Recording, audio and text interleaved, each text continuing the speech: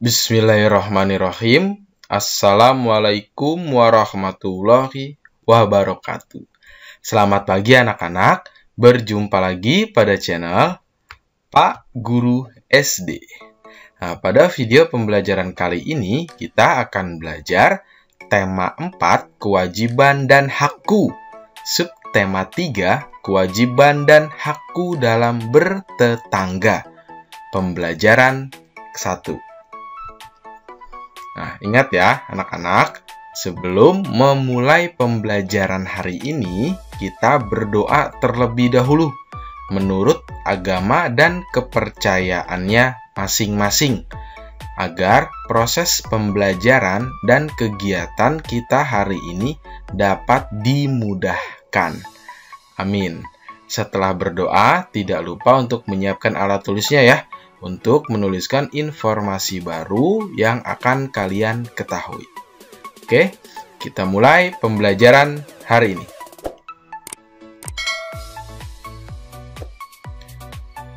Orang yang tinggal di dekat rumahmu disebut tetangga. Apakah kamu mengenal tetanggamu? Nah, jadi kita harus saling mengenal ya, satu sama lain dengan tetangga kita. Apakah kamu suka bermain dengan tetanggamu? Nah, kita juga dapat bermain apabila kita kenal atau dekat dengan tetangga kita tentunya ya. Nah, sukakah kamu memiliki tetangga? Tentu ya, kita harus suka ya. Karena dengan adanya tetangga, kehidupan lingkungan kita itu menjadi ramai. Setiap orang berkewajiban menjadi tetangga yang baik. Kita wajib bersyukur memiliki tetangga yang baik. Jadilah tetangga yang baik. Tetangga baru. Ibu, aku mempunyai teman baru. Sudah hampir seminggu dia tinggal di dekat rumah kita, kata Lani kepada ibunya ya. Bagus sekali nak, kamu pasti senang. Nah, kata si ibu. Selanjutnya, tentu ibu guru berpesan sebaiknya kita mengenal tetangga. Mengenal tetangga adalah kewajiban kita. Nah, kata si Lani. Betul sekali nak, mereka juga mempunyai hak untuk dikenal. Apakah kamu senang mengenalnya nak? Kata ibu ya, tentu bu, dia sudah kelas 5 SD, dia pandai menggambar, kata Lani. Sebaiknya kau ajak dia ke rumah, kenalkan kepada ibu, kenalkan juga kepada teman-temanmu, kata ibunya Lani. Tentu ibu, terima kasih mengizinkan aku bermain dengannya, sahut Lani. Jadi kita apabila memiliki tetangga, kita juga harus berbuat baik terhadap tetangga kita ya. Terus kita juga dapat bermain bersama dengan tetangga. Jadi kita tidak merasa kesepian apabila orang tua kita sedang bekerja dan lain sebagainya. Jadi kita dapat bermain, dapat belajar, dan dapat melakukan sesuatu hal bersama dengan tetangga atau teman kita. Apakah kalimat-kalimat berikut termasuk kalimat saran? Nah, beri tanda B ya bila benar dan tanda S bila bukan kalimat saran. Oke. Ini kalimat yang pertama itu, ibu, aku mempunyai teman baru. Nah, apakah ini kalimat saran? Nah, ingat ya anak-anak ya, kalimat saran itu memiliki kata itu apa awalannya? Yaitu sebaiknya, bisa seharusnya, dan juga hendaknya ya. Jadi untuk kalimat yang pertama itu, ibu, aku mempunyai teman baru. Apakah benar ini kalimat saran? Ya, salah ya, ini bukan kalimat saran. Kemudian yang kedua, sebaiknya kamu mengenal tetangga. Nah, apakah ini kalimat saran? Ya, benar, karena ada kata sebaiknya. Kemudian yang ketiga, mengenal tetangga adalah kewajiban setiap individu. Apakah ini kalimat saran? Ya, bukan ya. Kemudian yang keempat, sebaiknya kau ajak dia ke rumah. Nah, apakah ini kalimat saran? Ya, benar ya. Karena di depannya itu ada kata sebaiknya. Dan yang kelima, kenalkan juga kepada teman-temanmu. Nah, apakah ini kalimat saran? Nah, kali ini adalah kalimat saran. Kenapa ini kalimat saran? Karena ini adalah kalimat perintah ya. Jadi memerintahkan Lani itu untuk mengenalkan teman barunya itu, tetangga barunya itu kepada teman-temannya. Ya, ini adalah saran ya, diberikan saran. Oke, paham ya anak-anak ya? Selanjutnya, bacalah pernyataan berikut. Nah, berilah saran. Nih, yang pertama, Lani mempunyai tetangga baru. Lani belum mengenalnya. Apa saranmu untuk Lani? Nah, ini ya sarannya adalah sebaiknya Lani mengenalkan dirinya terlebih dahulu kepada tetangga baru tersebut. Nah, jadi contohnya itu misalkan, "Halo, perkenalkan nama saya Lani," gitu. Kita bertemu langsung tentunya sambil berjabat tangan dengan teman baru tersebut. Nah, yang kedua, tetangga Lani baru saja menempati rumah barunya. Dia belum berkenalan dengan tetangganya. Apa saranmu untuknya? Nah, ini saling berkaitan nih ya. Apa? Sebaiknya Lani mendatangi rumah tetangga baru tersebut dan memperkenalkan diri. Nah, berkaitan ya. Selanjutnya yang ketiga itu, Lani harus dapat memulai perkenalan. Lani belum tahu cara memulai perkenalan. Apa saranmu? Nah, jadi sarannya adalah sebaiknya Lani dapat memulai perkenalan dengan mengucapkan salam dan nama. Nah, agar diketahui ya, misalkan namanya itu siapa, terus keyakinan atau agamanya itu apa dengan dia mengucap salam. Oke, dan yang keempat adalah Lani bertemu dengan Ibu Dayu di jalan. Nah, apa yang seharusnya Lani lakukan? Jadi apa sebaiknya Lani ngapain? Yaitu sebaiknya Lani menyapa Ibu Dayu dengan sopan dan ramah. Nah, untuk terhadap orang yang lebih tua tentunya kita harus apa? Harus sopan dan ramah ya, tidak asal ngomong aja atau kita tidak berbuat sopan. Tidak, itu adalah hal yang buruk ya. Kita harus menghargai orang atau orang yang sudah usianya itu di atas kita tentunya.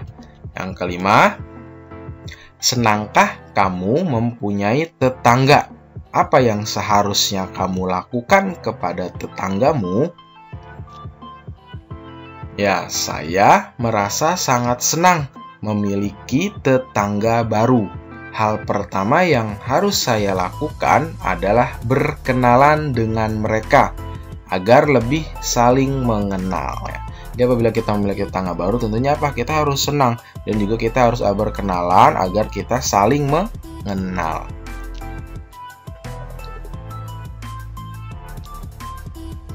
Lani dan ibunya ingin berkunjung ke rumah tetangga baru mereka. Ibu membuat kue bawang untuk dibawa. Jumlah kue bawang ibu sebanyak 800 batang. Ibu meletakkan kue bawang ke dalam 4 buah toples.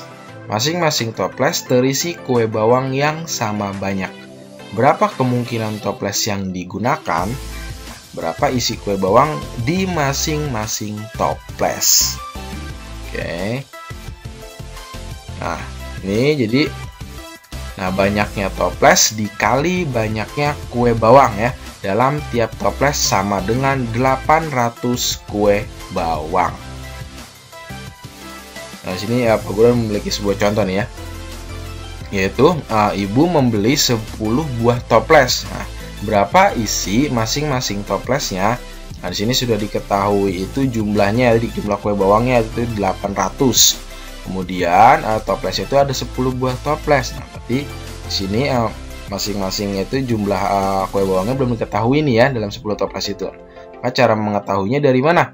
Ya, tentunya 10 dikali titik ini baru ketemu hasil ini kan. Nah, tetapi hasilnya sudah diketahui, maka kita cara melakukannya dengan lawan dari perkalian, itu apa? Pembagian. Berarti 800 dibagi berapa? 10. Nah, seperti ini.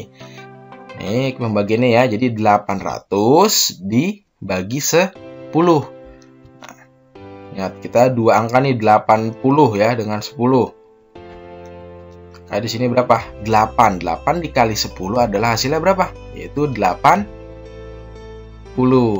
Nah, ya. Ini 8 dikali 10 adalah 80.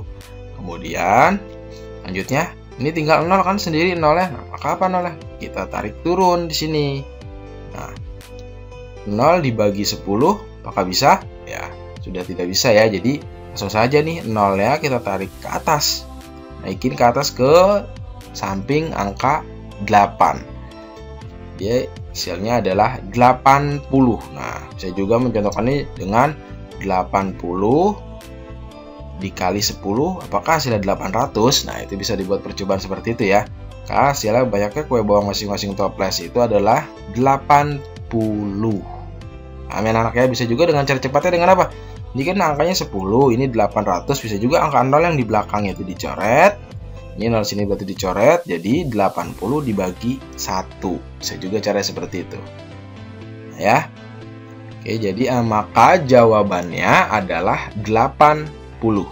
Jadi, masing-masing toples berisi 80 buah kue bawang. Paham ya anak ya? Oke, nah sini Pak Guru juga ada contoh lainnya, yaitu tuliskan kemungkinan lainnya nih ya. Ingatlah bahwa setiap toples harus terisi kue bawang yang sama banyak. Sini sudah diketahui jumlahnya nih, yaitu 800. Nah, sini kita buat kemungkinan nih di awal, baru nanti kita temukan banyaknya kue bawang dalam kemungkinan yang kita buat. Nah, sini Pak Guru mencontohkan dengan 10 kemungkinannya dan 8. Hasilnya pasti 80 ya, karena 10 kali 80 sama dengan 800. 800 dibagi 10 sama dengan 80. Ini contoh seperti yang tadi. Kedua, Pak Guru membuat kemungkinan adalah 20. Nah, berarti 800 dibagi berapa? 20. Nah, kita buat caranya seperti ini. 800 dibagi 20. Nah, bagaimana sih caranya? Nah, 80 kita coret ya angka duanya. Nah, karena sama-sama angkanya ada 2. Terus di sini 4. 4 dikali 2 itu sama dengan 8. Tinggal tambah 0 jadi 4 dikali 20 sama dengan 80. Nah, kita tarik garis lurus pengurangannya, angka 0 ya turun ke bawah. Ingat ini apabila ke atas ini adalah pembagian ya. Betul, ini turunkan 0. Nah, 0 dibagi 20 bisa? Nah, sudah tidak bisa ya. Jadi 0 ya kita tarikin ke atas. Jadi 0 ditarikin ke atas menjadi 40. Maka hasilnya adalah 40. Bisa juga buat percobaannya dengan 20 dikali 40, apakah hasilnya 800? Nah, seperti itu ya. Oke, untuk nomor 3, 4, dan 5 kalian bisa mencobanya dengan bimbingan orang tua kalian ya, ayah bunda atau bersama kakak kalian atau anggota keluarga lainnya di rumah. Selamat mencobanya ya. Oke, selanjutnya. Lani senang mengamati rumah tetangganya. Lani melihat di setiap rumah terdapat berbagai bentuk bangun datar. Bentuk-bentuk bangun datar apa saja yang sudah kamu ketahui? Nah, sini apa? Bentuk-bentuk bangun datar apa saja yang sudah kamu ketahui? Nah, jadi pada kelas 2 nih tentunya ya kamu sudah mengenal itu bangun datar itu ada apa saja sih? Nah, ya. Jadi bangun datar itu ada persegi panjang, ya ada persegi, segitiga, ada belak tupat, ada lingkaran ya, ini persegi panjang lagi ya. Nah, ini adalah bangun datar. Ini contoh kecil, contoh sedikitnya dari bangun datar. Sementara bangun datar masih ada bangun-bangun yang lainnya lagi. Oke, selanjutnya. Nah, Lani juga mengamati warna-warna cat tembok rumah tetangganya. Lani pun menjadi terinspirasi untuk berkreasi. Lani ingin berkreasi dengan bentuk bangun datar dan warna yang ia lihat. Ia menggunakan kertas gambar, penggaris, pensil, dan pensil warna. Nah, jadi Lani itu setelah mengetahui bangun datar dan dia mengamati di sekelilingnya, dia menggambar seperti ini dari imajinasinya dia ya, terus dia berkreasi nih dengan apa? Berkreasinya dengan paduan-paduan beberapa bangun datar ya. Jadi yang digambar dengan apa? Menggunakan penggaris, pensil, dan diwarnai dengan pensil warna. Nah, ini kemudian nih langkah-langkah membuat gambar nih ya. Nah, yang pertama itu buat garis tepi di sebelah kiri ya, kanan, atas, dan bawah pada kertas gambar atau buku gambar ya. Nih, tujuannya untuk agar kalian itu menggambarnya itu memiliki batasan, tidak berlebihan ya. Yang kedua itu apa? Buat lingkaran besar dengan garis tengah sesuai kertas gambarmu. Gunakan jangka atau benda berbentuk lingkaran. Bisa juga menggunakan koin ya. Oke. Selanjutnya, bagi lingkaran menjadi 2, lalu 4, lalu 8. Gunakan pensil dan penggaris jika diperlukan. Nah, paham ya anak ya? Oke, selanjutnya yang keempat yaitu bagi lingkaran menjadi 16. Kemudian buat garis di ujung lingkaran seperti pada gambar di samping. Nah, mudah nih ya menggambarnya ya. Nah, ini adalah kreasi dari bangun datar ya, dari beberapa bangun datar yang dijadikan sebuah gambar yang menarik ya, inspirasi. Kalian bisa juga membuatnya di rumah nih tentu ya. Nah, kemudian apa setelah ini? Warnai gambar dengan warna kesukaanmu. Jadi terserah kalian mau diwarnai apa ya. Tentunya warnai dengan warna-warna yang menarik ya. Oke.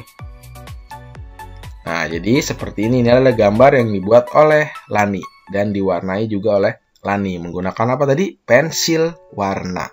Kalian bisa mencobanya di rumah, bisa amati juga benda-benda di sekeliling kalian, benda-benda apa saja sih yang memiliki dasar bangun datar. Nah, tentu banyak ya. Oke. Cukup sekian pembelajaran kita hari ini. Semoga bermanfaat ya. Pak Guru mohon maaf apabila ada salah kata, pengucapan maupun penulisan. Terima kasih. Wassalamualaikum warahmatullahi wabarakatuh. Sampai jumpa pada pembelajaran selanjutnya.